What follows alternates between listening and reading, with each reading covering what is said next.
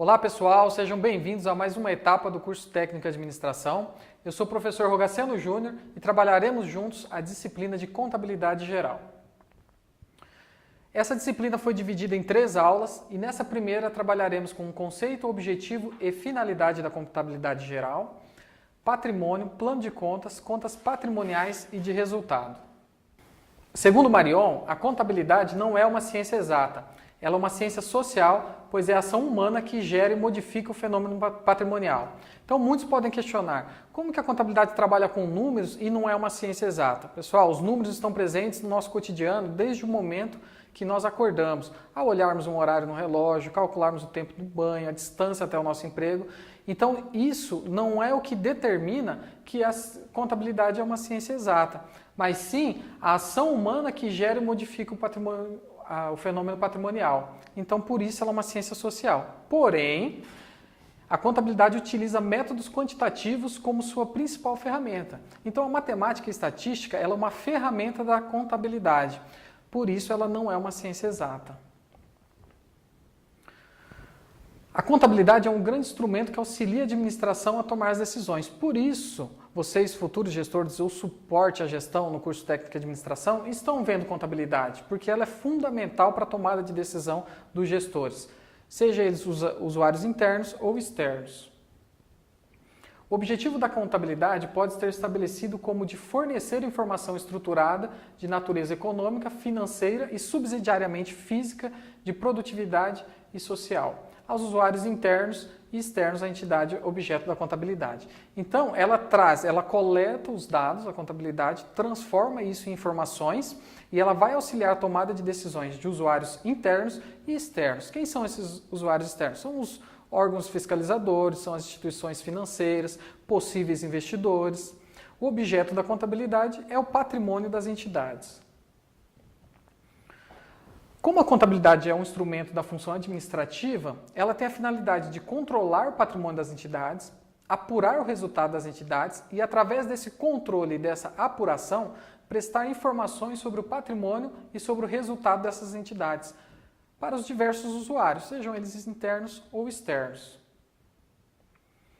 O patrimônio é conceituado como conjunto de bens, direitos e obrigações, e ele é representado pelo ativo, passivo e patrimônio líquido. O que é o ativo?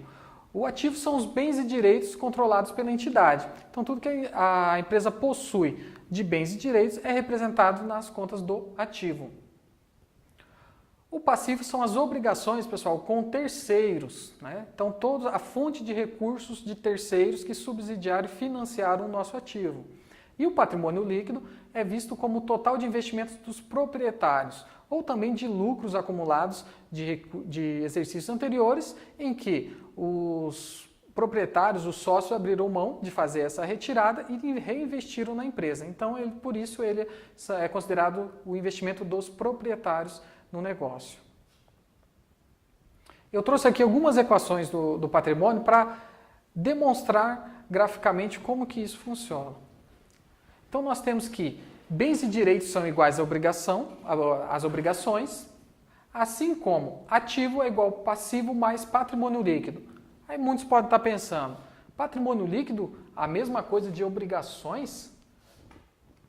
Mas eu não tenho que pagar o sócio já investiu aquele dinheiro corretamente, eu não tenho que desembolsar esse valor. Mas vocês concordam que os sócios investem um recurso na empresa esperando um retorno, uma remuneração desse investimento? Então a empresa tem a obrigação de remunerá-los. Então por isso que ele entra no passivo e é considerado também uma obrigação. Assim como o ativo menos passivo é igual ao patrimônio líquido e ativo menos patrimônio líquido é igual ao passivo. Aqui eu trouxe a estrutura do balanço patrimonial e aí vou detalhando melhor como que funciona o balanço patrimonial. Então nós temos aqui no balanço patrimonial o ativo que é composto pela soma do ativo circulante e não circulante e o passivo pela soma do passivo circulante, não circulante e patrimônio líquido. Pessoal, observe que eu trouxe em destaque aqui origem e aplicação. Então, como que nós identificamos que uma conta é do ativo e uma conta é do passivo? As contas do ativo é sempre a aplicação dos recursos. E a conta do passivo é a origem desses recursos. Então a origem pode vir dos sócios, como podem vir de terceiros, fornecedores, empréstimos, financiamentos. E o nosso ativo é toda a aplicação desses recursos.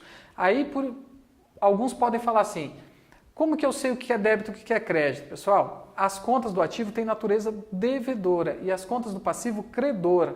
Surgem algumas dúvidas como assim, como que o que eu tenho pode ser devedor e aonde eu tenho que pagar é credor? É simples, pessoal, vamos fazer uma análise, você compra um carro financiado,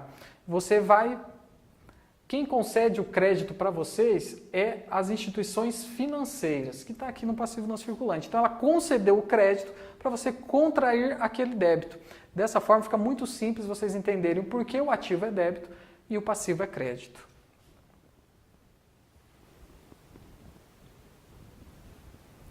Plano de contas, pessoal. Cada empresa utiliza um conjunto de determinadas contas em função do seu ramo de atividade e porte. E este conjunto recebe o nome de plano de contas.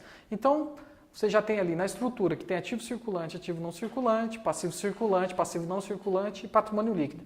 Dentro dessas divisões, existem diversas contas que, de acordo com o ramo da empresa e com o porte dela, ela determina a extensão. Mas algumas contas são básicas, como conta caixa, conta banco, mas isso é variável de cada empresa, tá?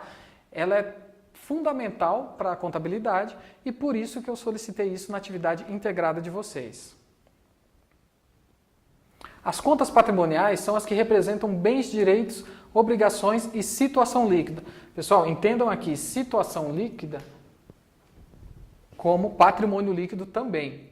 Então, as contas patrimoniais são as que são do ativo e passivo, porque já são bens, direitos e obrigações, as contas do ativo e do passivo.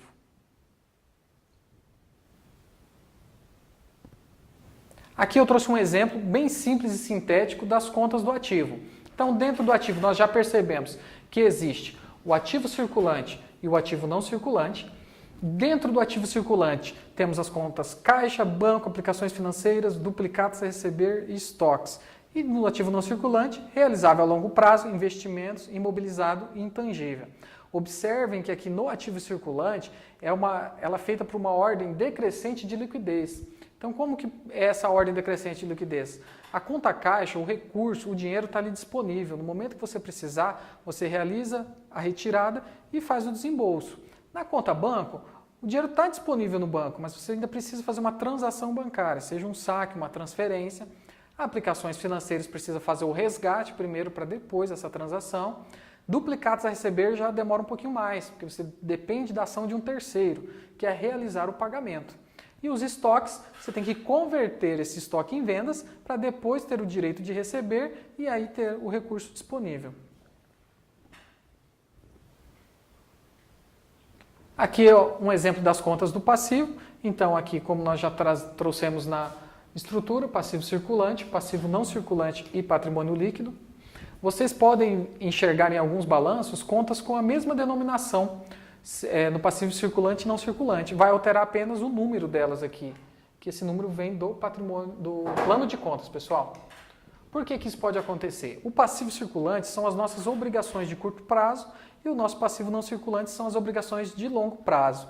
O que determina a diferença de curto e longo prazo é o exercício subsequente. Então, todas as obrigações que são de quitação até o término do próximo exercício, exemplo, estamos em 2016, as obrigações até dezembro de 2017 são consideradas de curto prazo. A partir de janeiro de 2018 é considerada de longo prazo. Então, o que determina curto ou longo prazo é se ela está dentro ou não do recurso, do exercício presente ou do sequente.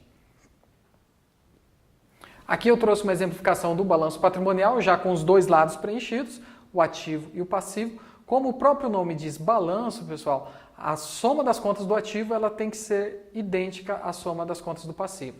Não sendo diferente, algum lançamento está incorreto. Chegamos nas contas de resultado.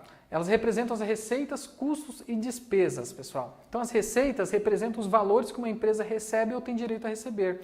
Então, a origem dessas receitas podem ser das vendas de mercadorias, da prestação de serviços ou das aplicações financeiras.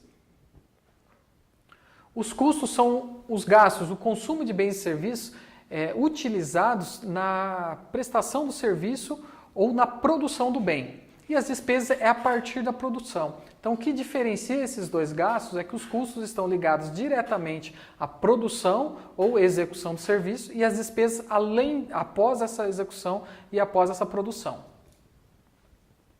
Temos aqui um exemplo da demonstração do resultado do exercício, onde ela inicia com a receita operacional, aí tem as deduções, que dá um total, que é a nossa receita líquida, reduzindo os custos, o lucro bruto, reduzindo as despesas, o resultado operacional líquido. E assim por diante as demais deduções. Pessoal, chegamos ao final da nossa primeira aula, vamos fazer um intervalinho e logo em seguida voltamos com a aula 2, onde faremos a escrituração, o registro dos fatos contábeis e o tratamento dessas informações.